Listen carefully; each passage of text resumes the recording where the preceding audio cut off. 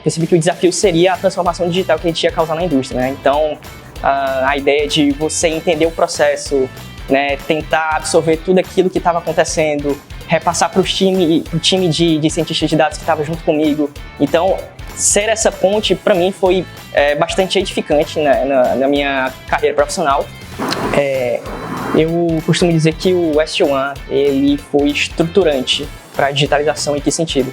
A digitalização tem um roadmap, né, onde a gente, para os próximos anos, a gente tem etapas, digamos assim, de escalonação, de rollout de projetos, de investir em inovação. Hoje, ele é praticamente o nosso historiador base aqui da M Dias. Então, a gente tem basicamente 7, 8 fábricas diferentes. A gente tem o SG1 implementado e ele está alinhado com várias agendas do grupo, né? Como, por exemplo, o nosso plano de descarbonização. Então, hoje a gente trabalha com a base de dados que o SG1 nos traz em relação ao consumo de gás, justamente para a gente fazer esses acompanhamentos.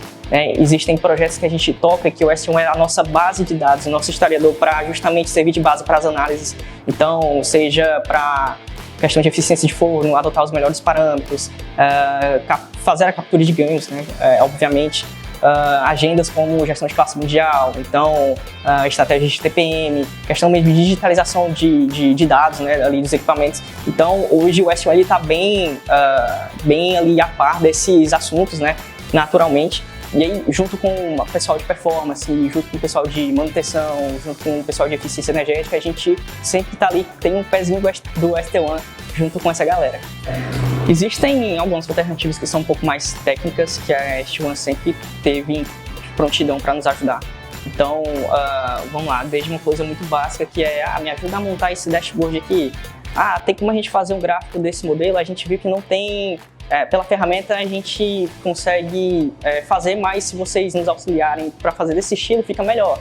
Então, tem esse apoio, né, básico que a SG1 sempre nos forneceu, e tem aquele desenvolvimento um pouco mais técnico, mais rebuscado. Então, por exemplo, recentemente a gente conseguiu construir a nossa API de dados, né? Então, hoje a gente, de forma muito mais simples, a gente consegue fazer essas extrações de dados que servem como base de análise para outros projetos que a gente faz.